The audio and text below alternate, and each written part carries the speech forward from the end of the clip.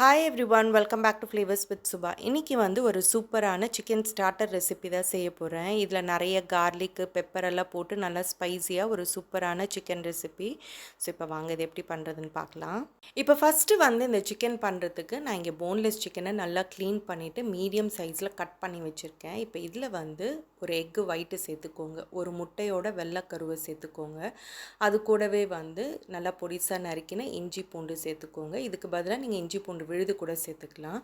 அது கூடவே வந்து கொஞ்சமாக மிளகு பொடி, அதுக்கப்புறம் இந்த சிக்கனுக்கு தேவையான அளவுக்கு உப்பு சேர்த்துக்கோங்க. அது கூடவே கொஞ்சமாக வினிகர், கொஞ்சம் சோயா சாஸ், அதுக்கப்புறம் கொஞ்சமாக கார்ன்ஃப்ளவர், இது எல்லாத்தையும் சேர்த்துட்டு எல்லாத்தையும் இந்த சிக்கனோட நல்லா மிக்ஸ் பண்ணிவிட்டு ஒரு அரை மணி நேரத்துக்கு இந்த சிக்கனை வந்து அப்படியே மூடி வச்சுடுங்க.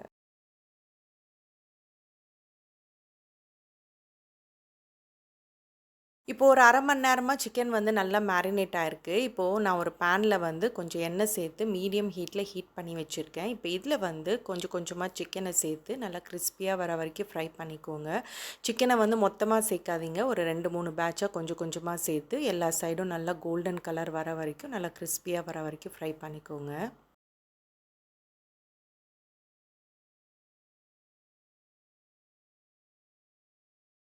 ஸோ இந்த அளவுக்கு வந்து நல்லா கிறிஸ்பியாக கோல்டன் கலர் வர வரைக்கும் ஃப்ரை பண்ணி எடுத்துக்கோங்க. இதே மாதிரி எல்லா சிக்கனையும் ஃப்ரை பண்ணி தனியாக எடுத்து வச்சுக்கோங்க.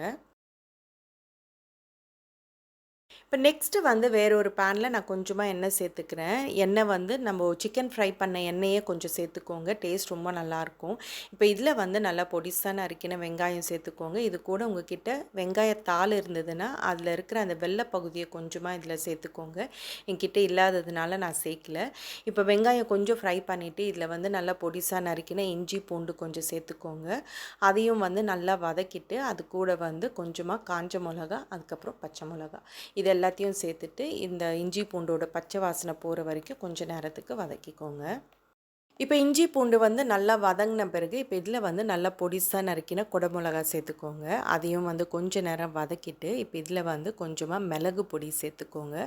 அது கூடவே வந்து கொஞ்சமாக வினிகர், கொஞ்சம் சோயா சாஸ், அதுக்கப்புறம் சில்லி சாஸ், உங்கள்கிட்ட எந்த ஹாட் சாஸ் இருந்தாலும் அதை கொஞ்சமாக இதில் சேர்த்துக்கோங்க. அது கூடவே வந்து கொஞ்சமாக கெச்சப், இது எல்லாத்தையும் சேர்த்துட்டு எல்லாத்தையும் நல்லா மிக்ஸ் பண்ணிவிட்டு கொஞ்சம் நேரத்துக்கு குக் பண்ணிக்கோங்க.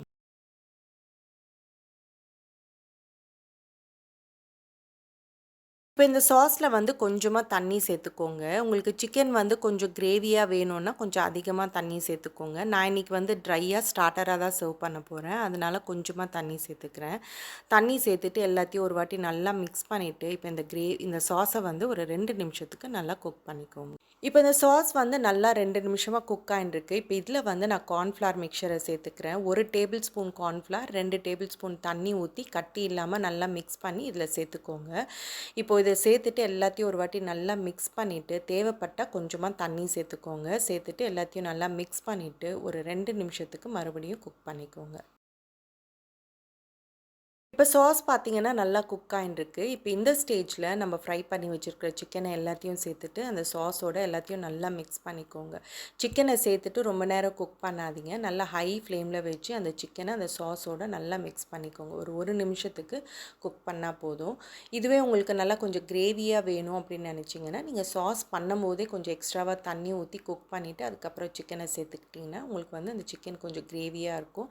அது வந்து நீங்கள் புலாவ், ஃப்ரைட் ரைஸ்க்கெல்லாம் வச்சு சாப்பிட்றதுக்கு நல்லாயிருக்கும். உங்களுக்கு எப்படி வேணுமோ அப்படி செய்யுங்க. நான் இன்றைக்கி வந்து கொஞ்சம் ட்ரையாக பண்ணுறதுனால, ஸ்டார்டராக சர்வ் பண்ணுறதுனால கொஞ்சம் ட்ரையாக பண்ணியிருக்கேன். ஸோ அவ்வளோதான், நம்மளுடைய சூப்பரான சிக்கன் வந்து ரெடி ஆகிடுச்சு. இதை வந்து நம்ம இப்போ சர்வ் பண்ணலாம்.